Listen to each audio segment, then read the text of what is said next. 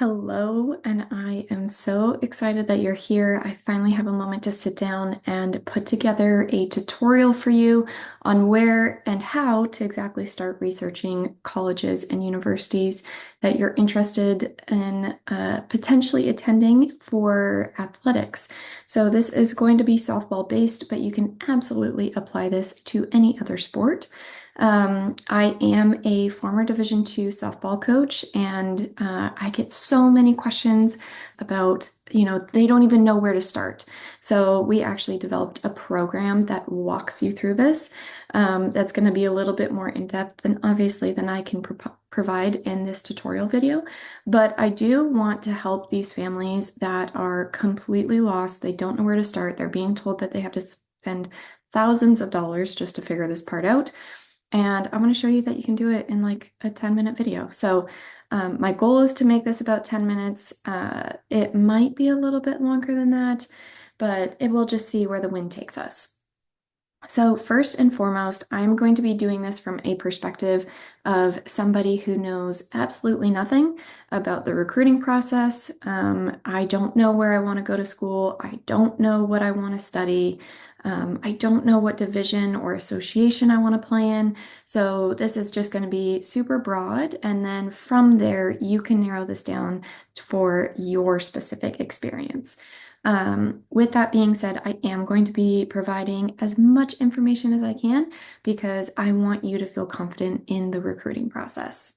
So let's go ahead and get started. First and foremost, we are just going to open up Google and type in universities and colleges near me. I am in the Tampa Bay area, so I went ahead and just typed in universities and colleges in Tampa.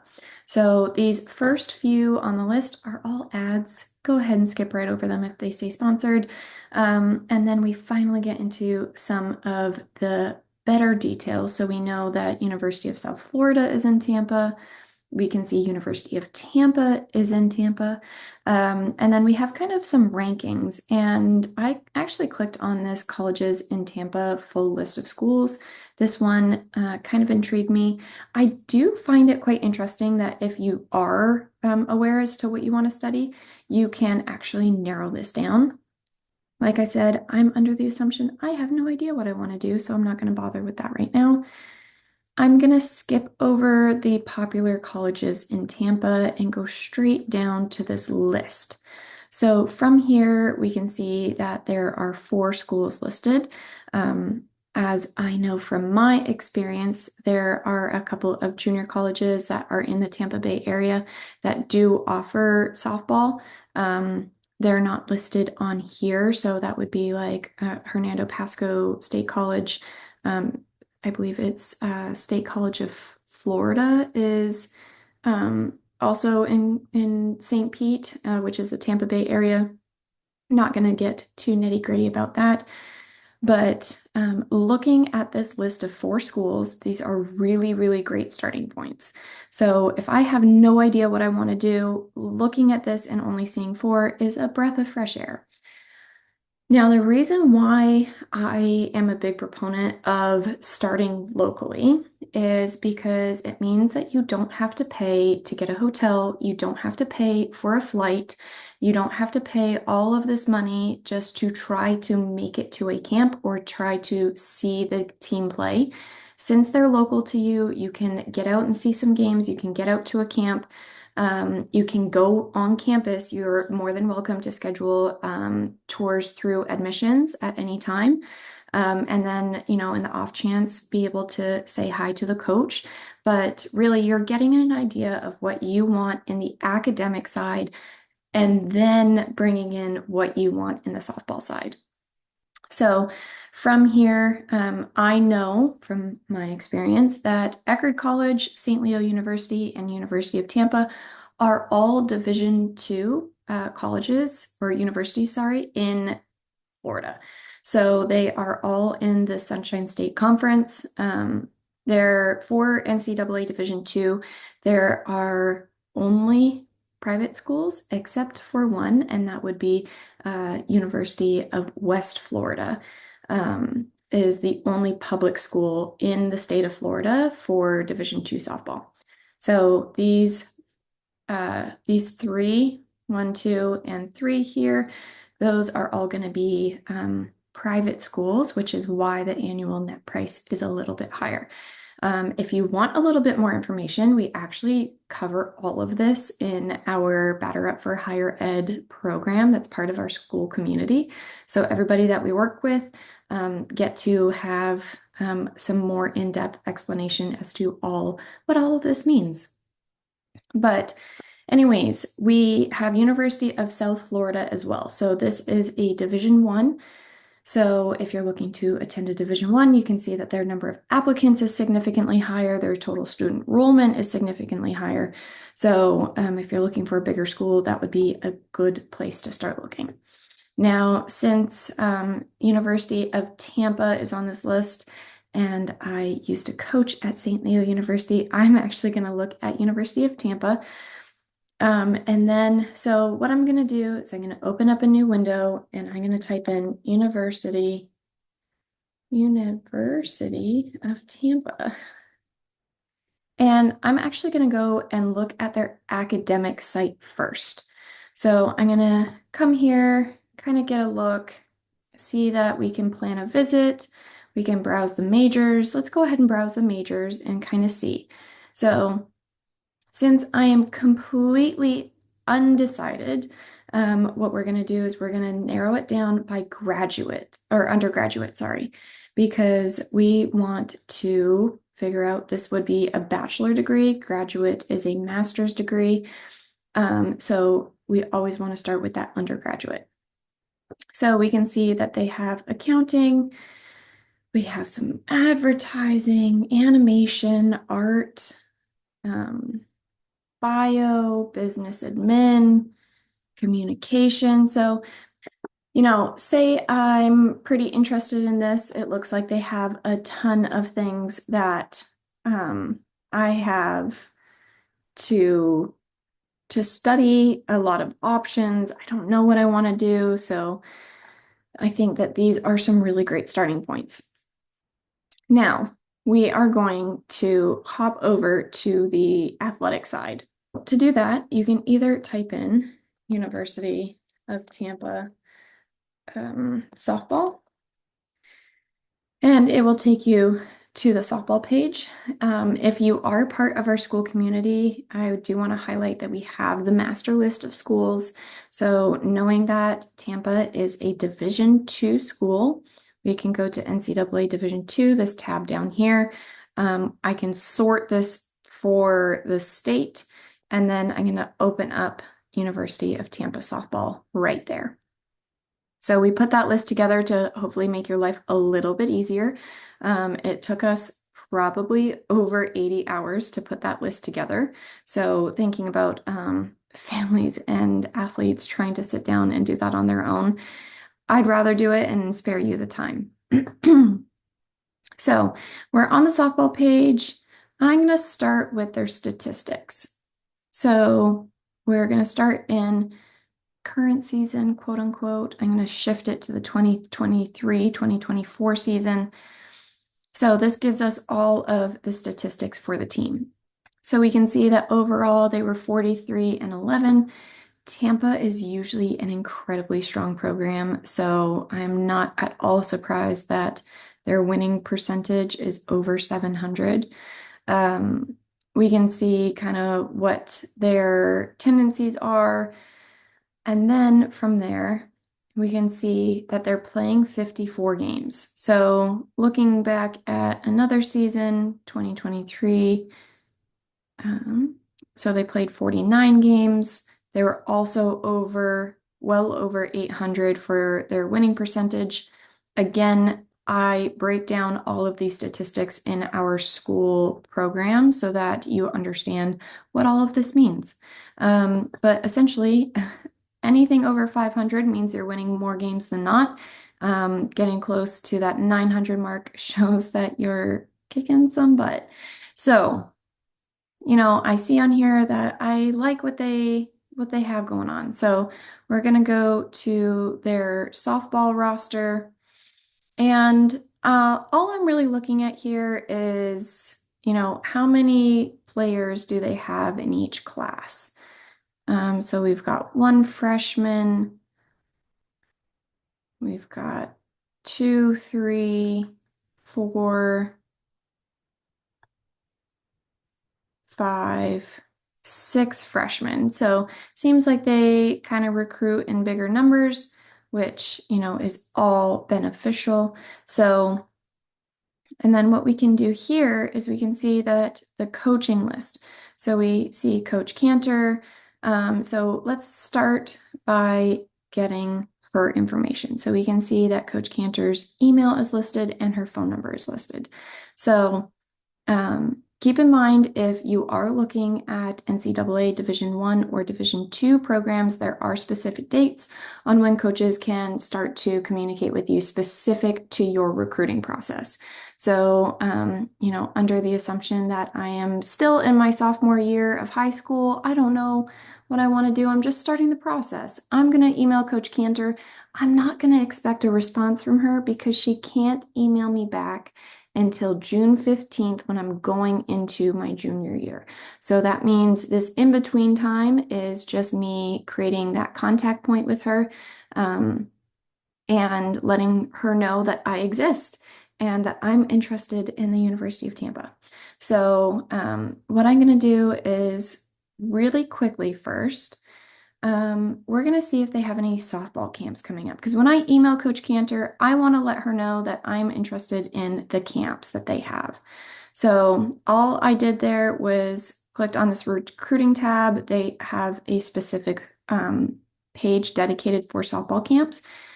Some school websites that you go on to, this might be under the fan zone, this might be under different locations. So you might just have to kind of navigate the website. Unfortunately, not all of them are the same to make that part a little bit easier.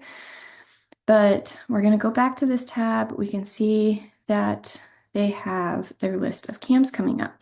So nice. They actually have one on in December. It's a one-day camp for freshmen through seniors. So I'm going to sit down, talk to my parents really quick, or I'm going to write this down so that as I go through all these other schools, I have the list ready to talk to them about what ones I'm interested in going to. So we have December 14th and December 15th. I'm going to talk to mom and dad and figure out which one of those is the better fit for us.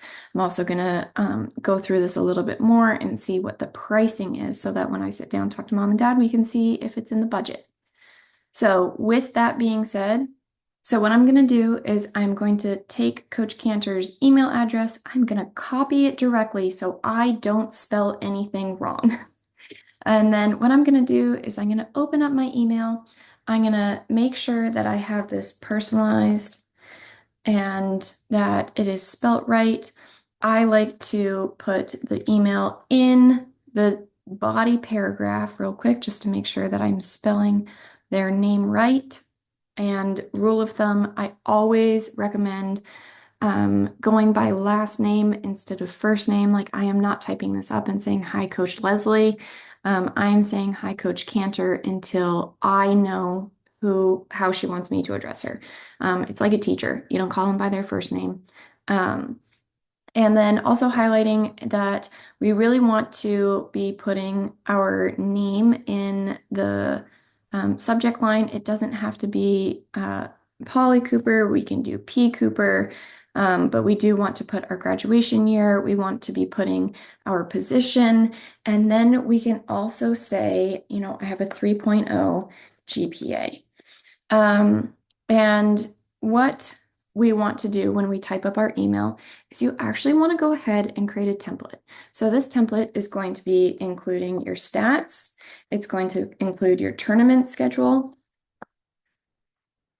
It is going to be including your highlight video links, and it's going to include something personalized to you and to them.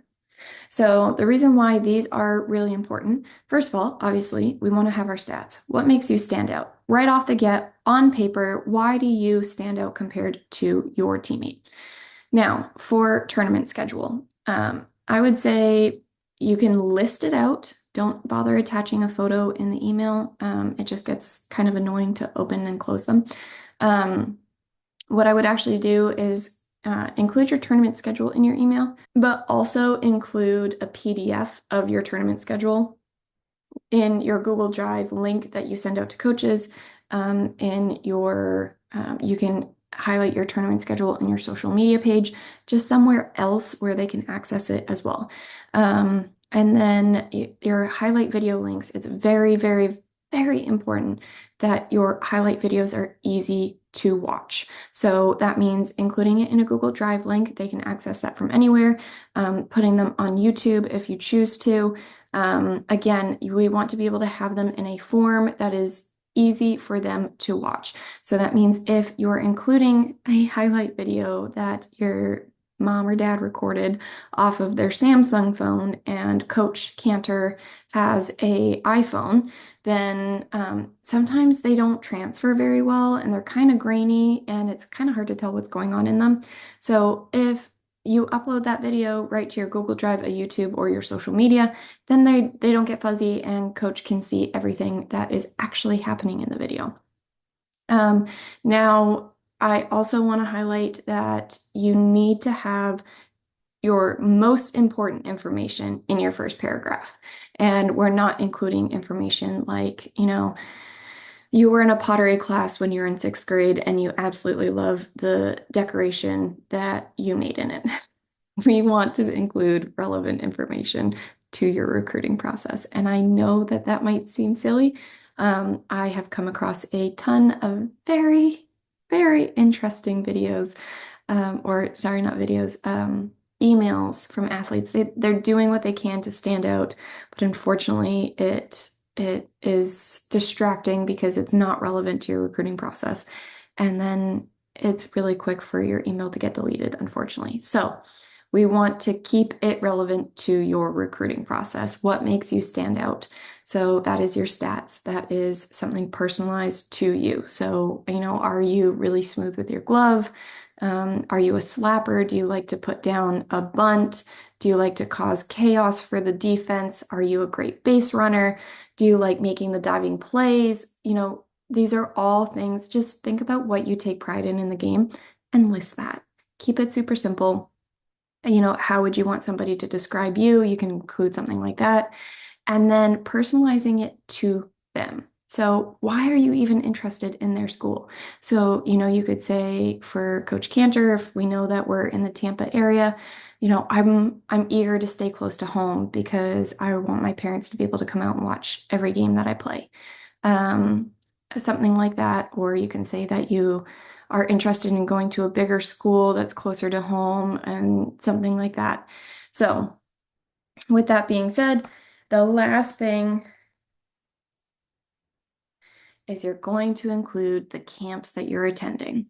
So that means we know she has a camp coming up on December 14th and another one coming up on December 15th. So at the end of the email, I'm going to be including Coach, I am so excited. I've signed up for your camp on December 14th.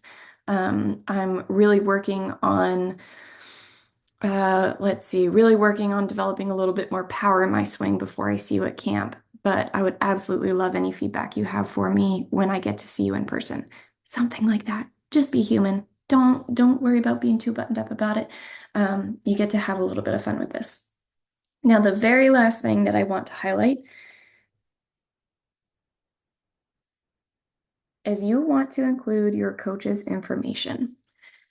So, how can they get in touch with your high school or your travel ball coach, whoever it is going to be that is kind of helping represent you, and being able to relay information? And then I like to plan. So, what I would do is I would keep a running list. I would open up a Word document or an Excel sheet and just keep track of what schools you've emailed, maybe what date you've emailed them if you want to go kind of above and beyond just to keep track of, oh shoot, it's been a couple months since I've emailed Coach Cantor. I need to check in with her again. Um, and then share that list with your coach. obviously give them a heads up that you're making this list and that you would like to share it with them.